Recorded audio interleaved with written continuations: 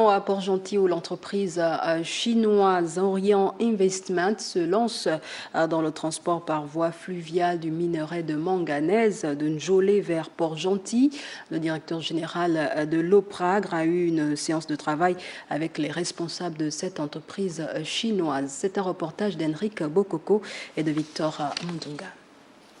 Une journée mémorable pour le personnel de la direction régionale de l'OPRAG, Ogoué Maritime. Et pour cause, l'arrivée du patron de cette entité, Landry Régis Lacruche-Lélabou, entouré des directeurs des différentes branches de sa structure et les responsables de la société chinoise Orient Investissement. Échange autour du projet en gestation, le transport fluvial et maritime du minerai de manganèse extrait sur le gisement des monts Bembélé-Anjoli.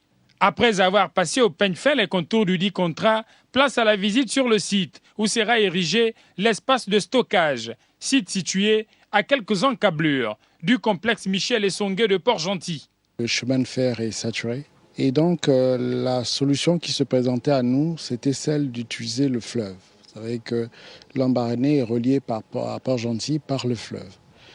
Donc utiliser le fleuve pour évacuer la production de cette société qui, il y a quelques années, était de 700 000 tonnes, puis est passé à 800 000 tonnes. Le projet pourrait démarrer d'ici 7 à 8 mois. Dans 7 ou 8 mois, théoriquement, on devrait être capable de recevoir le premier minerai de manganèse à Port-Gentil. Et c'est une première, puisque nous sommes habitués au pétrole à Port-Gentil et non au manganèse. Un projet exaltant dont la réalisation permettra au Gabon d'être en première ligne en matière de production de manganèse dans le monde. Nous avons l'ambition de devenir le premier producteur mondial.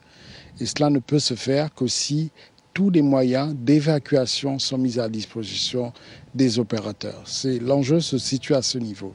Dans la foulée, le directeur général adjoint de l'OPRAG a effectué une visite des quais et ports de la capitale économique. Une immersion dont le but est de cerner les caractéristiques et fonctionnement des installations portuaires de Port-Gentil.